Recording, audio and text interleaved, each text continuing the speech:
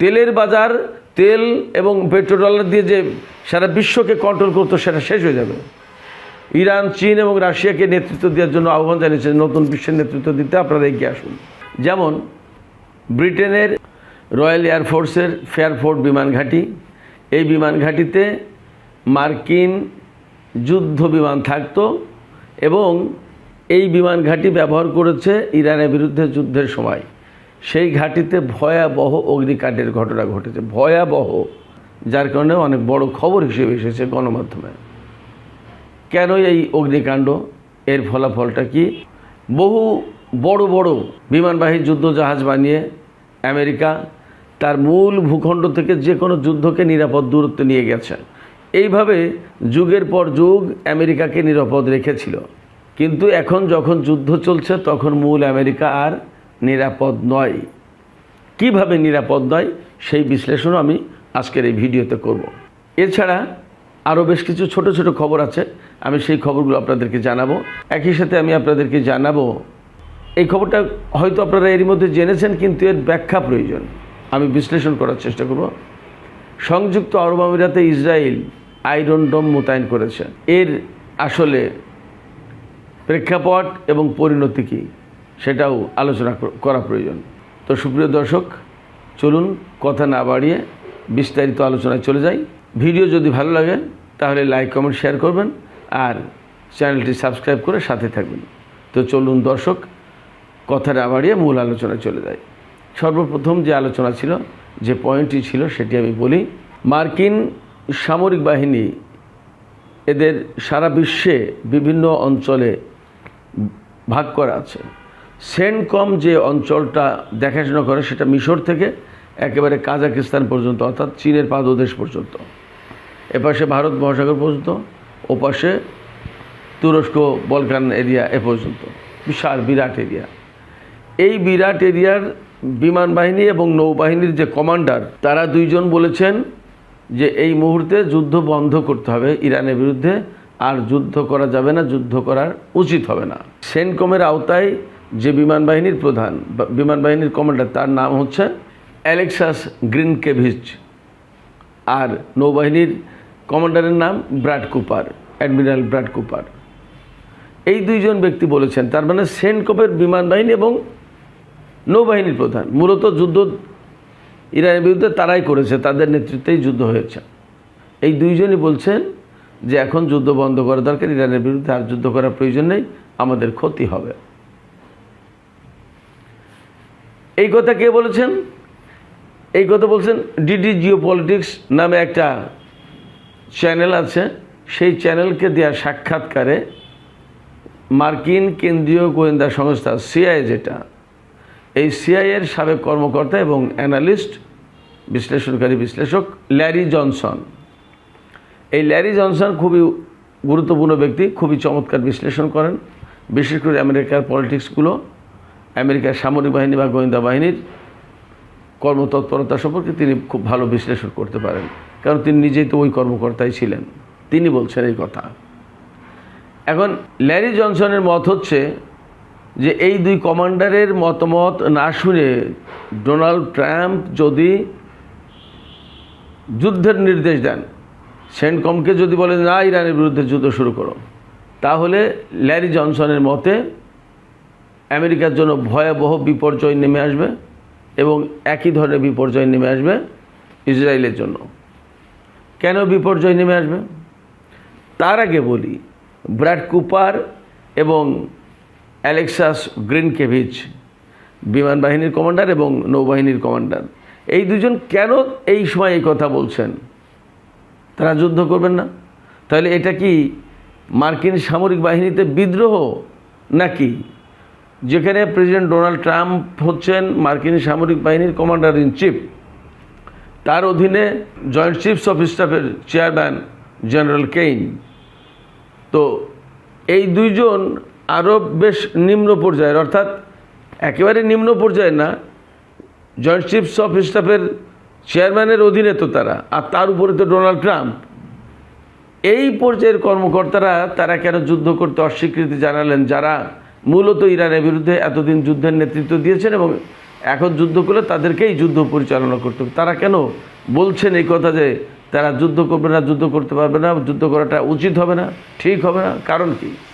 আমার কাছে মনে হচ্ছে এর পেছনে সব ধরনের কারণ আছে। অর্থনৈতিক কারণ আছে, রাজনৈতিক কারণ আছে, সামরিক কারণ আছে, এরপরে আঞ্চলিক যে প্রভাব প্রতিপত্তি, সমস্ত ভূ রাজনীতির যে কারণ, সমস্ত সব কারণ আছে।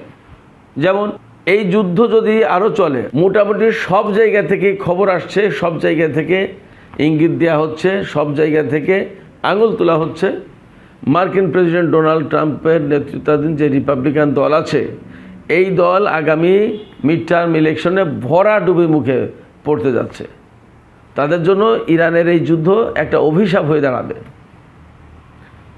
মারাত্মক রকমের পতন। আপনারা শুনলে অবাক হবেন, মার্কিন প্রেসিডেন্ট ডোনাল্ড ট্রাম্পের রেটিং এখন মাত্র 33%, মাত্র 33%, অর্থাৎ 100 জনের ভেতরে মাত্র 33 জন তাকে সমর্থন দিচ্ছেন এবং 67 জন তার বিপক্ষে। তার মানে পুরো ডেমোক্র্যাট দল তার বিপক্ষে, রিপাবলিকান দলের একটা বিরাট অংশ তার বিপক্ষে। তাহলে কি দাঁড়াচ্ছে? যদি ভরাডুবি ঠেকাতে চায় তাহলে এই মুহূর্তে যুদ্ধ বন্ধ করতে হবে। আবার যুদ্ধ বন্ধ করলেও ডোনাল্ড ট্রাম্পের ভরাডুবি অবশ্যম্ভাবী রাজনৈতিকভাবে, কিন্তু যদি যুদ্ধ বন্ধ করে তাহলে আরও ক্ষতি বাঁচানো যাবে। যেমন কি ক্ষতি?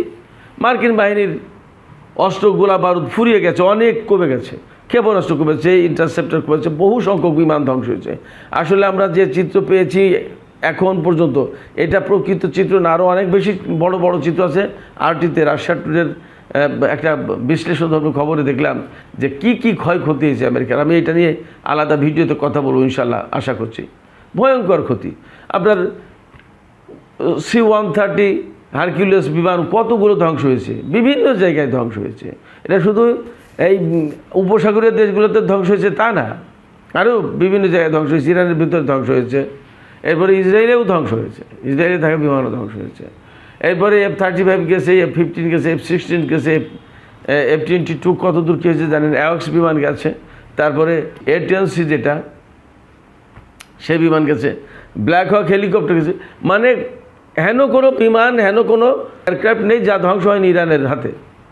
এবং আপনারা সবাই জানেন যে জেনারেল রাডফোর্ড এবং আব্রাহাম লিঙ্কন কি ঘোরাঘুরি করে বেড়েছে, কি অবস্থায় লুলো ল্যাংড়া হয়ে গেছে, এতে কোনো সন্দেহ নেই। তারপরে অনেকগুলো জাহাজ ধ্বংস হয়েছে। হরমুজ প্রণালীতে আমেরিকা ব্লকেট দেওয়ার পরে কি অবস্থা আমরা তো দেখতে পাচ্ছি। হরমুজ প্রণালীর ব্লকেট ইরান যে আটকে দিয়েছে, সেটা কি আমেরিকা খুলতে পেরেছে? পারেনি।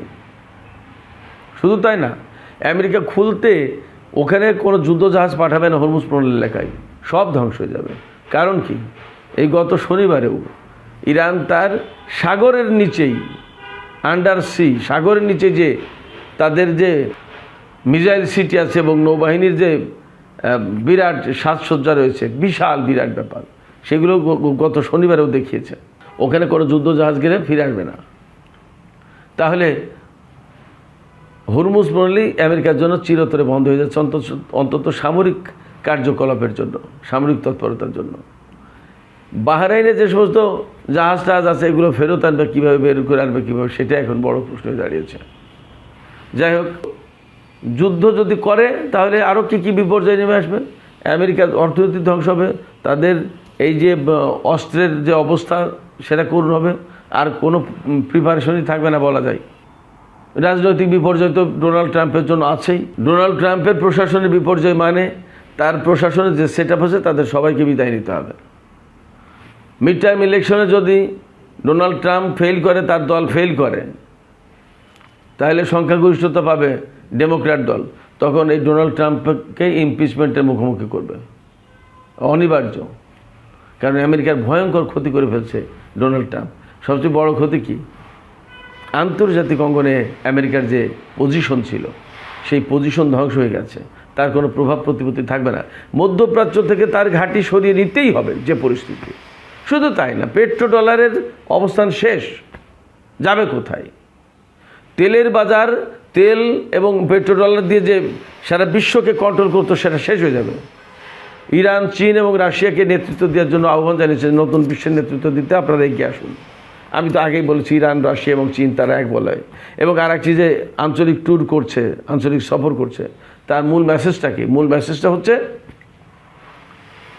আমেরিকাকে বাদ দিয়ে আঞ্চলিক জোট গঠন করা এবং মধ্যপ্রাচ্যে আমেরিকাকে অবশ্যই অবশ্যই কন্ট্রোল করতে হবে, দমন করতে হবে এবং এখান থেকে এক্সপেল্ড করতে হবে। ইরানের টার্গেট এটা। নট অনলি দ্যাট, ইরান আরও কাজ করবে। ইরান আমেরিকাকে আন্তর্জাতিক অঙ্গনে যে কতটা নাজেহাল করবে আপনারা অপেক্ষা করুন, আপনারা অপেক্ষা করুন, দেখেন যে কি অবস্থা করে। যেমন ডিপ্লোম্যাটিক্যালি তেমনি আইনগতভাবে আমেরিকাকে আইনের মুখোমুখি করবে ইরান। ইরান ছেড়ে দেবে না। সেক্ষেত্রে আন্তর্জাতিক অঙ্গনে আমেরিকা নাস্তানাবুদ হয়ে যাবে। যুদ্ধ বন্ধ করলে হয়তো কিছুটা রেহাই পেতে পারে। কূটনৈতিকভাবে আমেরিকা মারাত্মকভাবে কোণঠাসা হয়ে পড়ছে সারা বিশ্বে, অর্থনৈতিক বিপর্যয়ের মুখোমুখি। আরব মিত্ররা এখন ডলার চাইছে, যদি ডলার না দেয় তাহলে চীনের মুদ্রার দিকে চলে যাবে, তারা চীনের সাথে সহযোগিতা বাড়াবে। এরপরে নেটো জোটের পরিস্থিতি তো দেখতেই পাচ্ছেন, স্পেন তো একেবারে সরাসরি বিদ্রোহ করে বসেছে বলা যায়। তো এই পরিস্থিতিতে ব্র্যাড কুপার এবং অ্যালেক্সাস গ্রিনকেভিচ তারা, আমি মনে করি যে বুদ্ধির পরিচয় দিয়ে তারা যুদ্ধ বন্ধ করতে সুপারিশ করেছেন। এটা সুপারিশের অন্তরালে সরাসরি এই মেসেজ দেয়া যে আমরা যুদ্ধ করতে রাজি না, আমরা যুদ্ধ করতে পারবো না। এই জায়গায় যদি ডোনাল্ড ট্রাম্প তাদের কথা অমান্য করে, না শুনে যদি যুদ্ধের নির্দেশ দেয়, ভয়াবহ বিপর্যয়ের মুখে পড়বে আমেরিকা এবং ইসরায়েল। আমেরিকা পড়বে কেন তা তো বললাম, ইসরায়েল কেন পড়বে? ইসরায়েলের প্রধানমন্ত্রী বেনিয়ামিন নেতানিয়াহুর বিরুদ্ধে দুইজন লিডার এক হয়ে সামনে যে নির্বাচন আসছে, সেই নির্বাচনে বেনেট নাফতালি এবং ইয়াইর লাপিদ, এই দুইজন ব্যক্তি ঐক্যবদ্ধভাবে নেতানিয়াহুর বিরুদ্ধে নির্বাচন করবে। তাই যদি হয় নেতানিয়াহুর ভাগ্য বিপর্যয় ঘটবে অনিবার্যভাবে। নেতানিয়াহু পাশ করতে পারবে না। ইসরায়েলের জনগণ ভীষণভাবে ক্ষিপ্ত। ইসরায়েল সামরিকভাবে মারাত্মক রকমের বিপর্যয়ের মুখে, আপনারা সবাই জানেন। সহজ কথা আমি আবারও বলি যে দিমোনা পরমাণু কেন্দ্রের কাছে যখন ইরান হামলা চালিয়েছে, তখন বুঝতে হবে যে ইসরায়েলের নিরাপত্তা ব্যবস্থা কতটা শ্যাটার্ড করে দিয়েছে, ভেঙে চুরে দিয়েছে ইরান। আর বিপর্যয় কোথায় আসবে? মধ্যপ্রাচ্যের কোনো তেল গ্যাসের অবকাঠামো ইরান ঠিক রাখবে না। শুধু তাই না, আরব সাগর, ওমান সাগর, এই এলাকায় আমেরিকার যে সমস্ত যুদ্ধজাহাজ সমস্ত সবগুলোকে ধ্বংস করে দেবে ইরান। কিন্তু তার ক্ষেপণাস্ত্রের বড় শক্তি এবং অত্যাধুনিক ক্ষেপণাস্ত্রগুলো এখনও ব্যবহার করেনি। ইরানের হাতে এমন এমন অস্ত্র আছে যা দুই চারটা একটা শহরে মারলে টোটাল শহর কলাপস হয়ে যাবে, এরকম কিছু অস্ত্র আছে। তো সেক্ষেত্রে আমেরিকার যে দুই কমান্ডার যে বক্তব্য দিয়েছে যুদ্ধ না করার ব্যাপারে, আমার মনে হয় যে এই দিকেই যাবে আমেরিকার প্রশাসন, আমার কাছে মনে হচ্ছে। এবং ওয়াশিংটনে যে মার্কিন প্রেসিডেন্টের নৈশভোজে যে গোলাগুলির যে ঘটনা ঘটেছে, অনেকেই বলছেন, যে আমিও বলেছি, যে এই যুদ্ধ আসলে আমেরিকা আর করতে চায় না। এই জন্য যুদ্ধবিরতি দিয়ে, আমি তো তখনই বলেছিলাম যে যুদ্ধবিরতির আড়ালে আস্তে আস্তে নিজেকে লুকিয়ে নেবে, যুদ্ধ থেকে সরিয়ে নেবে। যে কথা শুনছিল না ইরান, সেইটা এই যুদ্ধবিরতি চুক্তির মাধ্যমে শোনানোর ব্যবস্থা করলো, অর্থাৎ যুদ্ধ থেকে সে নিজেকে সরিয়ে নিল। এখন আস্তে আস্তে জানি না কী হবে, কিন্তু একটা অ্যানালাইসিস এরকম আসে যে যুদ্ধ আর আমেরিকা করতে চাইছে না। এবং দেখেছেন তো আপনারা, আব্বাস আরাকচি যখন পাকিস্তান থেকে চলে গেছে ওমানে, তখন ডোনাল্ড ট্রাম্প বলছে কি, আমার প্রতিনিধি দল আর এখন পাকিস্তানে যাবে না, আর যদি যুদ্ধ বন্ধের ব্যাপারে কোনো যুদ্ধবিরতি চুক্তি করতে চাই ইরান, তাহলে তারা যেন আমাদেরকে বলে, তার মানে তারা যেন ফোন করে। তো ইরান তো এই ফোন করবে না, তার মানে দাঁড়ালো যে ডোনাল্ড ট্রাম্প যুদ্ধও করবে না আর চুক্তির দিকেও যাবে না। এই অবস্থা আস্তে আস্তে কেটে পড়লো, এমন হতে পারে। তো আমি আরেকটা কথা বলেছিলাম যে আমেরিকা নিরাপদ দূরত্বে যুদ্ধকে নিয়ে যেতে পারলো। কীভাবে নিয়ে গেছে? বিমানবাহী রণতরীর মাধ্যমে। বিমানবাহী রণতরী বানিয়ে এবং বড় বড় যুদ্ধ জাহাজ বানিয়ে, বড় বড় পরিবহন বিমান বানিয়ে, ট্যাঙ্ক, কামান, গোলা বারুদ, বিমান, হেলিকপ্টার সমস্ত সব কিছু বহন করে যে এলাকায় যুদ্ধ করা প্রয়োজন সে এলাকায় নিয়ে যায়। গিয়ে ওই জাহাজ থেকে বা যেগুলো বিমানে নিয়ে গেল এগুলো দিয়ে যুদ্ধ করে সেই দেশকে পরাজিত করে ফেলে মোটামুটিভাবে। এবং আমেরিকার বৈশিষ্ট্য হচ্ছে সবসময় ছোট সাধারণ দেশের উপর হামলা চালিয়ে জেতার চেষ্টা করেছে। তা অনেক জায়গায় আবার বিপর্যয়ের মুখে পড়েছে, যেমন আফগানিস্তানে, ভিয়েতনামে, ইরাকেও। তো এইভাবে আমেরিকার মূল ভূখণ্ডকে নিরাপদ রেখেছিল, সেখানে কোনো ঝুট ঝামেলা ছিল না। কিন্তু এইবার ইরান যুদ্ধের সময় এইটা আর থাকলো না। কীরকম? ডোনাল্ড ট্রাম্পের উপর গোলাগুলির যে ঘটনা ঘটেছে সেটা একটা ব্যাপার, সেটা যদি নাটক না হয় সত্যি হয় তাহলে ঘটেছে। এরপরে আমেরিকায় যেভাবে এবার নো কিং মুভমেন্ট গড়ে উঠেছে, এবং অর্থাৎ আমরা কোনো রাজা চাই না, কোটি কোটি মানুষ ডোনাল্ড ট্রাম্পের বিরুদ্ধে বিক্ষোভ করেছে এবং মার্কিন জনগণ ক্ষোভে ফুঁসছে। মার্কিন সেনা কমান্ডাররা যুদ্ধ করতে চাইছে না, যুদ্ধ না করার জন্য বলছে। মানে আমেরিকার রাজনীতিতে তোলপাড় চলছে, আমেরিকার অর্থনীতিতে তোলপাড় চলছে, আমেরিকার সামরিক বাহিনী, অস্ত্র, গোলাবারুদ এর কারখানায় তোলপাড় চলছে। আমেরিকার জনগণ ডোনাল্ড ট্রাম্পের উপর ক্ষেপে উঠেছে। তার মানে সরকারের জন্য আমেরিকার ভূখণ্ড আর খুব একটা নিরাপদ নেই। তো সুপ্রিয় দর্শক, আমি এবার আরও যে দুই একটা ছোট ছোট বিষয় বলেছিলাম সেগুলো নিয়ে একটু আলোচনা করি। এর ভিতরে একটা গুরুত্বপূর্ণ বিষয় হচ্ছে যে সংযুক্ত আরব আমিরাতে ইসরায়েল আয়রন ডোম মোতায়েন করে। আপনারা সবাই জানেন আয়রন ডোম ক্ষেপণাস্ত্র এবং ড্রোন ধ্বংস করার জন্য ব্যবহার করা হয়। তো এই আয়রন ডোম মোতায়েন করে সংযুক্ত আরব আমিরাতে ইসরায়েল আসলে কী বার্তা দিল?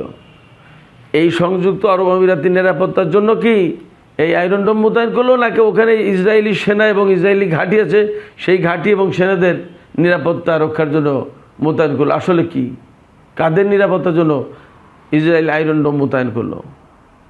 আমরা তো সবাই দেখেছি যে সংযুক্ত আরব আমিরাত, কুয়েত, বাহরাইন, কাতার, সৌদি আরব সমস্ত জায়গায় যে ঘাঁটি আছে সেই ঘাঁটি ওই দেশগুলোর গুরুত্বপূর্ণ কিছু স্থাপনা রক্ষার জন্য কিন্তু এই ঘাঁটিগুলোকে ব্যবহার করে। ওই ঘাঁটিগুলো মূলত ব্যবহার করেছে ইসরায়েলের নিরাপত্তা দেওয়ার জন্য। এবং যখন এখান থেকে এইসব দেশে বিপর্যয়ের মুখে পড়েছে আমেরিকার সেনারা, তখন তাদেরকে সরিয়ে ইসরায়েলে নিয়ে যাওয়া হয়েছে এবং ইসরায়েলকে সেফটি দেওয়ার জন্য সমস্ত সব কিছু ব্যবহার করা হয়েছে। সেই জায়গায় প্রশ্ন আসছে যে ইসরায়েল সংযুক্ত আরব আমিরাতের নিরাপত্তা দেওয়ার জন্য কি আয়রন ডোম মোতায়েন করবে? আপনারা ভাবেন তাই কি হয়? এই আয়রন ডোম মোতায়েন করা হয়েছে, সেখানে ইসরায়েলি সেনা কর্মকর্তা আছে, সেনাবাহিনীর লোকজন আছে, বিমান বাহিনীর লোকজন আছে, গোয়েন্দা কর্মকর্তা আছে, তাদের নিরাপত্তার জন্য। তার মানে দাঁড়াচ্ছে যথেষ্ট সম্ভাবনা আছে সংযুক্ত আরব আমিরাতে ইসরায়েলের সামরিক ঘাঁটি আছে। এতে সংযুক্ত আরব আমিরাত নিজের বিপদ বাড়ালো বলেই মনে করা হচ্ছে। বিশ্লেষকরা কিন্তু সেই রকমই বলছে। কারণ আমরা দেখেছি যে হরমুজ প্রণালীতে আমেরিকার জাহাজও চলতে পারবে, বাণিজ্যিক জাহাজ, শুধু সামরিক জাহাজ চলতে পারবে না। কিন্তু হরমুজ প্রণালীতে ইসরায়েলের কোনো ধরনের জাহাজ চলতে পারবে না। তার মানে ইরানের প্রধান শত্রু কিন্তু ইসরায়েল। সেই ইসরায়েল যখন সংযুক্ত আরব আমিরাতে ঘাঁটি গেড়েছে, তখন ইরান সেটাকে কোনো মতেই ভালোভাবে নেওয়ার কোনো কারণ নেই। বরং যদি যুদ্ধ হয় তাহলে ইসরায়েলের এই সমস্ত ঘাঁটি চুরমার করে দেওয়ার জন্য যত শক্তি নিয়োগ করা দরকার ইরান তা করবে। তার মানে সংযুক্ত আরব আমিরাতের অস্তিত্ব বিপন্ন হতে পারে। সেই জায়গা থেকে যদি এই যুদ্ধ চলে তাহলে যেমন ইসরায়েলের জন্য বিপদ, তেমনি সংযুক্ত আরব আমিরাতের জন্য বিপদ, বা মধ্যপ্রাচ্যের যে সমস্ত দেশ এই যুদ্ধে সহযোগিতা করছে বা করবে তাদের সবার জন্য বিপদ। কিন্তু সংযুক্ত আরব আমিরাত এটা বুঝতে পারছে কিনা জানি না। তারা ইসরায়েলকে আয়রন ডোম মোতায়েন করার সুযোগ দিয়েছে। তারা ইরানকে বন্ধু হিসেবে গ্রহণ করতে পারেনি, ইসরায়েলকে বন্ধু হিসেবে গ্রহণ করতে পেরেছে। আর একটা বিষয় ছিল ব্রিটেনের রয়্যাল এয়ারফোর্স, যেটা রাজকীয় বিমান বাহিনীর ফেয়ারফোর্ড বিমান ঘাঁটি, এই বিমান ঘাঁটিটা এই ইরানের সাথে যুদ্ধের সময় আমেরিকা ব্যবহার করত। ব্রিটিশ প্রধানমন্ত্রী কিয়ার স্টারমার ইরানের বিরুদ্ধে যুদ্ধে যোগ দেননি বা অনেক কিছু করেনি, কিন্তু তার ঘাঁটি ঠিকই ব্যবহার করতে দিয়েছেন এবং এই জন্য তিনি প্রচণ্ড সমালোচনার মুখে পড়েছেন। এবং গত শুক্রবার বা শনিবার শত শত মানুষ এই ঘাঁটি আমেরিকাকে কেন ব্যবহার করতে দেওয়া হচ্ছে তার বিরুদ্ধে বিক্ষোভ করেছে। তার একদিন পরে গতকাল সকালে এই বিমান ঘাঁটিতে প্রচণ্ড রকমের অগ্নিকাণ্ডের ঘটনা ঘটেছে এবং এই বিমান ঘাঁটিতে মূলত আমেরিকার B-52 এবং B-1 এই সমস্ত বোমারু বিমান রাখা হতো বা এই ঘাঁটিটা ব্যবহার করতো এই সমস্ত বিমান। আমেরিকা থেকে উড়ে আসতো, এই ঘাঁটিতে রেস্ট নিত বা জ্বালানি নিত, নিয়ে ইরানের উপর হামলা চালিয়ে আবার ওখানে ফিরে যেত। তো এই যে ব্রিটেন সহযোগিতা করেছে, নিশ্চয়ই ইরান বিষয়টা মাথায় রাখবে, এবং ইরানের হাতে কিছু কিছু ক্ষেপণাস্ত্র আছে, সেটা দিয়ে কিন্তু ইউরোপকে মেসেজ দেওয়া হয়েছে যে তোমরাও কিন্তু ইরানের ক্ষেপণাস্ত্রের আওতামুক্ত নও। এখন প্রশ্ন হচ্ছে, ইরান কতগুলো দেশের বিরুদ্ধে যুদ্ধ করবে বা কতগুলো দেশের বিরুদ্ধে ব্যবস্থা নেবে? এটা যেমন একটা বড় প্রশ্ন, তবে এটাও ঠিক ইরানের হাতে এমন ক্ষেপণাস্ত্র শক্তি রয়েছে, এমন ড্রোন পাওয়ার রয়েছে, যেটা খুব সহজে শেষ হয়ে যাবে বলে মনে হচ্ছে না। এবং ইরান পাগলের মতো আন্দাজে না বুঝে কোনো কাজ করছে, এটা ভাবারও কোনো কারণ নেই। ফলে ব্রিটেনকে যথেষ্ট সতর্ক হওয়া উচিত। মার্কিন সামরিক বাহিনীকে তারা কোনো রকম সহযোগিতা করছে না বলে ঘোষণা দেওয়ার পরে এই সমস্ত ঘাঁটি ব্যবহার করতে দেওয়া সম্ভবত তাদের আন্তর্জাতিক প্রতিশ্রুতির বরখেলাপ। তো সুপ্রিয় দর্শক, এখনকার আলোচনা এখানে শেষ করতে চাই।